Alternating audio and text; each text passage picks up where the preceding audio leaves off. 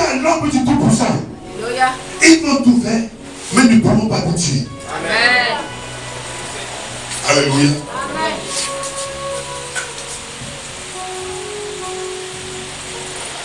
Et le cinquième déclencheur,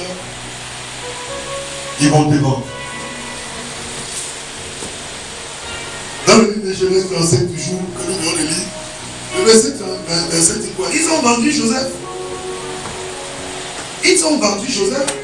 Dans Matthieu 26, verset 47 à 49, ils ont vendu Jésus. Qui a vendu Jésus? Judas. Qui a vendu Joseph? Ses frères. Ils ont vendu, ils vont te vendre. Ils vont te livrer. Ils vont te livrer. Mais, dans la tête, dans la pensée, ils vont croire te faire du mal. Ils vont croire te débarrasser de toi. Pour eux, ils seront en train de se débarrasser de toi. Et c'est pas le chocolat. Quand ces choses arrivent. Alléluia. Ils vont se débarrasser. Ils vont dire non, débarrassons-nous de lui. Débarrassons-nous de lui.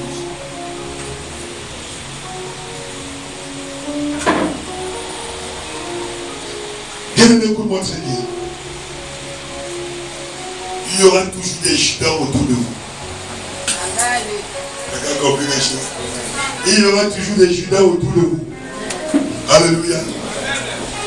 Si Judas n'était pas là, Jésus ne serait pas élevé. Est-ce que quelqu'un avec moi? Il y aura toujours des Judas autour de vous. Ils seront toujours là pour vous livrer. Vous dites, vous voyez la femme là, vous croyez qu'elle peut pas rien faire. Non. Si on passe comme ça, on prend la tête, il y aura toujours des Judas autour de vous. Mais écoutez très bien, bien-aimé. Judas était là. Judas a vendu Jésus.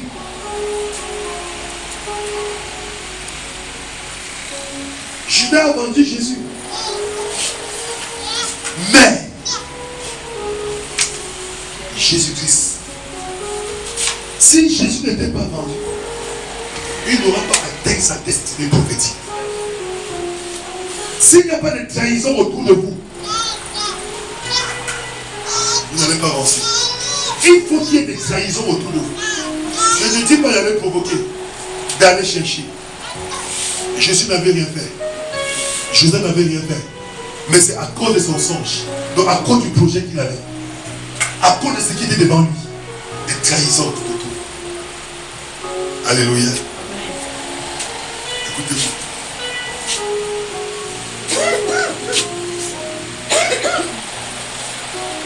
Là où je travaille, il y a une trahison tout autour de moi. Les gens sont allés voir les directeurs de certaines banques, si nous travaillons avec des banques. Ils ont dit,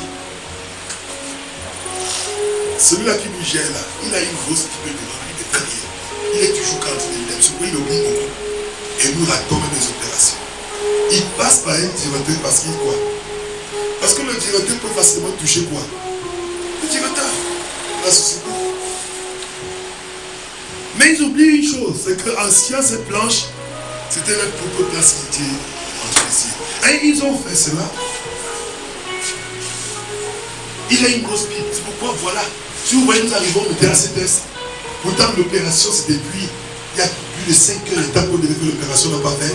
C'est parce que lui, il est toujours en train de lire sa Bible, il oublie. Et il y a une trahison. Bien aimé, il y aura une trahison. Mais écoutez-moi très bien. Glorifie Dieu pour la trahison. Amen. Parce qu'à partir de la trahison, les gens vont te connaître. On ne me connaissait pas. Je dis le genre de personnes que, à la période métier, si je m'amusais, on peut me voter. C'est arrivé à leur direction. Ils se sont assis. Et ils ont compris qu'il y a quelqu'un qui lit la Bible là-bas. Amen. Et s'il y a quelqu'un qui lit la Bible, il y a quelqu'un au moins de servir là-bas. Amen. Alléluia. Alléluia. Écoutez, comment moi je suis au courant de ça? C'est revenu vers nous.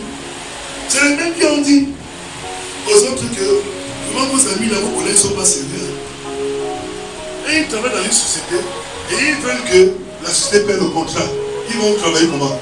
Ils vont dire que votre chef a une grosse boule. Et c'est comme ça que il y a des trahisons bien aimées. Ils sont allés à la direction. On dit que le monsieur qui est là, il a tout entré, il a une minute devant lui. À la direction ne connaissait pas. Ça fait que le patron, quand j'arrive, quand j'ai mon nom derrière, je crois que c'est un ami qui m'appelle. Le patron qui appelle. Et je me pose la question que le type me connaît comment. Parce que c'est monté à ce niveau-là. Bien aimé, il y aura des trahisons. Sois plutôt content. Alléluia. Est-ce que tu as compris quelque chose? Ils vont te vendre. Ils vont te manger.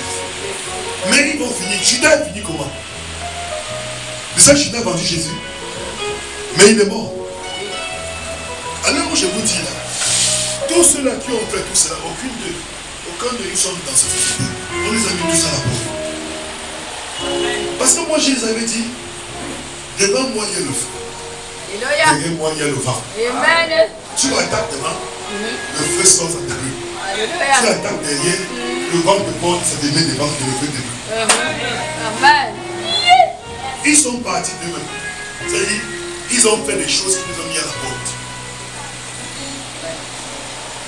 Et tous, jusqu'au plus grand, le grand supérieur qui m'avait dit, on ne va jamais signer. Tu vas travailler là, mais tu ne vas pas toucher ce salaire. Je l'ai dit comme ça, je vais manquer le titre, je ne connais pas. Je suis parti. Non, mais tu as dit quelque chose. Je parlais de ça. Alléluia. Amen. J'ai tapé 2 ans. Je ne sais plus combien de mois. À un poste où je n'avais pas de salaire. Parce que quelqu'un avait dit, je ne vais jamais signer. Mais il était directeur. Et vous savez, un jour, il était celui qu'on appelle l'intouchable dans la maison. Un jour, un vent est passé comme Judas. Ça a enlevé l'intouchable. On lui a donné un petit bureau où on a mis l'ordinateur avec les games. Et il passe le temps à jouer le game. Il touche son salaire. Et c'est ça la récompense. Alléluia. Et à moi, on va donner le pouvoir. Alléluia. Et alors, je vous parlais, mes papiers sont signés.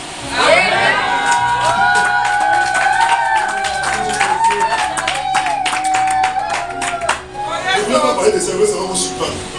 Mais je suis en train de dire quelque chose à quelqu'un de bien aimé. Ils vont te vendre. Mais ne te plains pas. Alléluia. Ils vont te vendre, mais ne te plains pas. Judas est là, auprès de vous, car ils sont là pour que vous puissiez atteindre votre destinée prophétique. Oui, ils vous livreront. Ils vont vous livrer, vous faire des choses incroyables, au point où vous allez vous poser la question, est-ce que Dieu est encore avec moi? Est-ce que Dieu m'entend? Combien de fois tu as traversé pour une situation où tu te poses la question, mais pour moi, est-ce que Dieu, la Bible dit que Dieu guérit cette maladie, mais il ne voit pas ma part. Alléluia.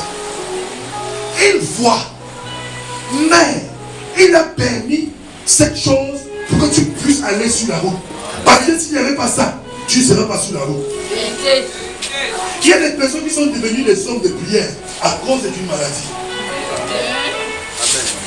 Alléluia. Il a eu la tuberculose. Il s'en va à l'hôpital ne croit pas. Il prend tous les médicaments, ça ne donne pas. Il va se convertir. C'est pas à cause de ça que j'ai cru l'évangile. Parce que moi j'étais avec la tuberculose. Je connaissais l'évangile. J'avais des traités dans mon sac. Quand me donnait, je lisais les souliers, j'allais, je mettais dans ma valise. J'ai lu des brochures dans mon sac qui ont fait plus de 5 ans. Alléluia. J'ai pris des livres chrétiens, je lisais des gars. Dieu a fait tout. Viens, je disais, tu peux vraiment la faire là. C'est trop difficile, ça c'est une prison. Donc quand on prend l'évangile, on ne peut plus danser, on ne peut plus faire ceci, on ne peut plus. Non, je ne peux pas croiser Dieu. Alléluia. Il a permis que la tuberculose de femme. Et me voici qui prêche l'évangile. Amen. Alléluia. Donc Dieu peut permettre une chose dans ta vie pour que tu sois sur le chemin. Amen. Il va permettre une situation dans ta vie. Tu vas crier, oh ça court. Tu vas taper jeûne 14 jours, ça ne donne pas. 7 jours, ça ne donne pas. 21 jours, ça ne donne pas. 42 jours fois 2 même, ça ne donne pas. Tu attends même ainsi par l'éternel, il n'y a pas. Parce que même ainsi par l'éternel peut faire que tu t'endors. Alléluia. Ça peut faire que tu dis que oui, Dieu m'a parlé, maintenant il peut m'asseoir. C'est quand ça t'a bien rongé, que tu es bien à l'intérieur, le pied, la tête, tout. Qu'un jour, et la lumière quand ça pleure doucement, d'une manière très simple, et tu vois tout changer. Amen. Alléluia. Amen. Est-ce que quelqu'un peut dire à son voisin, sois fidèle? Sois fidèle. Écoutez-moi bien aimé, ils vont tout faire cela. Et pour finir, vous allez même croire que Dieu ne vous écoute pas. Que le ciel s'est fermé. Vous avez entendu le cri de Jésus sur la croix.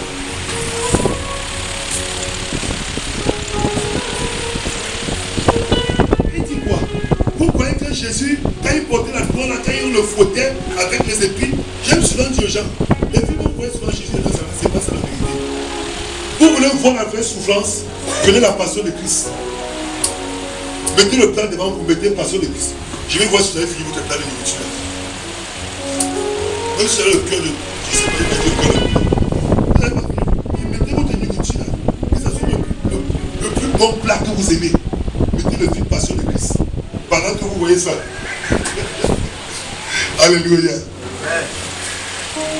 Vous allez voir que vous n'allez pas finir. Parce que ce que vous allez voir, c'est comme ça que Christ a souffert. Il ne rien pas, ce n'était pas du chocolat. Vous croyez que Joseph, pendant que ses frères le ligotaient pour le vendre, il soufflotait, il dansait. C'était des cris. C'était des cris, des supplications. Mais il n'y avait personne. Joseph a crié à l'Éternel, mais le ciel était fermé pour lui. Jésus a crié. Il a dit, mais mon Père, si tu peux éloigner cette coupe. Alléluia. Amen. Ce n'est pas facile. Si tu peux éloigner cette coupe. Oh bien-aimé, il y aura des supplications. À ce moment, vos jeûnes et vos prières ne pourront même rien changer. Dieu sera toujours sur son trône. Les 24 vieillards seront toujours prosternés en train de dire c'est l'Éternel. Et quand tu iras chez ton frère, tu verras qu'il y a la joie chez lui. Et tu vas dire est-ce que lui ne connaît pas ce que moi j'ai dit? Est-ce que lui ne ressent pas ce que moi j'ai ressenti? Non, il ne ressent pas. Parce qu'il n'est pas sur la route que toi. Il n'a pas la même route. Il n'a pas la même destinée que toi. Il n'a pas le même mandat que toi. Alléluia. Sa lumière n'est plus pas comme pour toi. Son étoile n'est pas comme pour toi. Est-ce que quelqu'un peut dire Alléluia? Ce que j'aime toujours dire, même les jumeaux qui se ressemblent comme deux jumeaux n'ont pas la même destinée.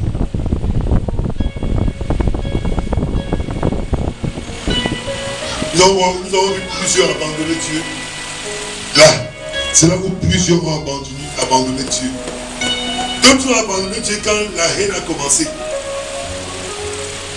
Ils sont à la première clé, la haine. Ils ont déjà abandonné Dieu.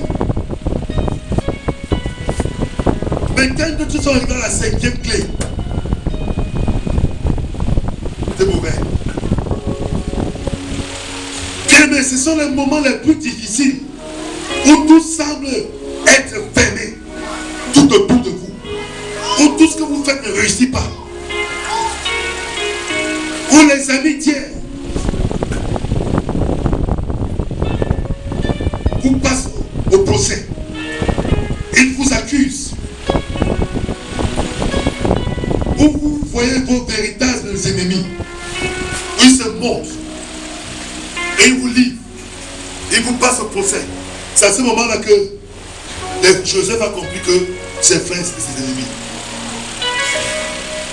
Où Jésus dit à Judas, c'est pas un baiser que tu livres le Fils de l'homme. Oui. Où votre vie est jonchée des épines. Christ a mis des épines sur la tête. C'est ce moment-là. Ce sont les moments où certains vont se moquer de vous et dire, tout le temps il chantait ici, alléluia, alléluia. Où est son Dieu? Tout le temps, on passait l'église, on ne dormait pas. On ne dormait pas. Ici, tu es dans ce ministère, tu le criais. Tu connais l'homme de Dieu. Quand son ministère avait pris feu, même les hommes de Dieu se sont levés et dit, ah oui, vous savez qu'il avait pris là que sur son ministère là que Faya. Quand on a dit que son ministère se Faya, le Faya est descendu sur son ministère. C'est ce moment. Quand plusieurs parmi vous avez suivi, quand c'est arrivé là-bas chez lui, même les hommes de Dieu renommés, une renommée internationale, ils sont tenus au pupitre. Pas pour dire, ouais, c'est pourquoi c'est là. Mais pour dire que le voilà. Quand on dit que c'est un sorcier, c'est ce moment que même ton ami t'appelle sorcier. C'est pendant ce moment que vous dites, mon Dieu, pourquoi tu m'abandonnes? Mon Père, pourquoi m'as-tu abandonné? Et tu n'entends rien. Tu ne vois rien. Tu n'écoutes même pas sa voix. Jésus, dans Marc 15, verset 34, il dit, mon Père, pourquoi m'as-tu abandonné? Parce qu'à ce moment, il n'y avait pas de secours. C'est à ce moment qu'il est venu. Mais Jésus n'a pas abandonné. Joseph, c'est à ce moment que Joseph a passé les moments les plus difficiles de sa vie. Jonché des épines. Les épines étaient autour de sa tête. Le fouet partout. Et c'est aussi à ce moment que la Bible dit, toute chose concourt au bien de ceux qui aiment Dieu. Alléluia. Donc pendant que tu cries mon Père, pourquoi m'as-tu abandonné? Il te dit, toute chose concourt au bien. C'est un homme de Dieu. Il me dit, homme de Dieu, quand il a su que j'étais un prophète, il me dit, il attendait que le prophétise sur sa vie. Il dit, je lui ai dit tout simplement, touche au concours au bien de Seigneur et Dieu. Quand il déclarait alors la parole comme ça, il dit, tout ce qui va t'arriver, soit de bien, soit de mal sur ton chemin, comprends que Dieu a prévu ça. Tu as prévu pour que tu puisses avancer. Il me dit, mon frère, homme de Dieu, dis-moi, ça veut dire qu'il y aura le malheur sur mon chemin. Tu ne peux pas réussir si tu ne rencontres pas ça sur ton chemin. Et ça arrive toujours d'une manière où tu veux. Où tu te retrouves dans un endroit où tu ne devais pas te retrouver. Ou à la fin, tu te rends compte que tu es au milieu des sorciers. C'est le moment le plus difficile. Ou même les parents te vomissent. Où ils te disent, je t'ai réuni, tu n'es plus mon fils. Non. C'est à ce moment-là que même ton propre collaborateur te livre, où tu te rends compte que tout ce qui t'appartient, que tu crois que c'était pour toi, c'est la propriété de quelqu'un d'autre.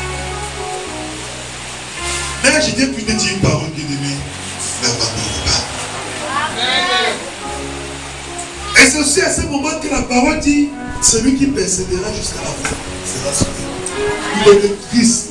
Et même, vous donnez ce genre de paroles parce que vous savez qu'il y a des épines qui vont arriver.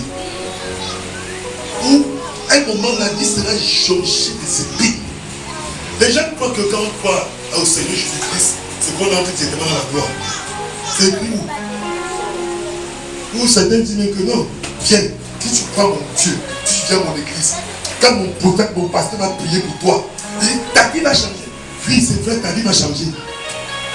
Mais ce qu'il me dit, c'est que ta vie va changer de deux manières.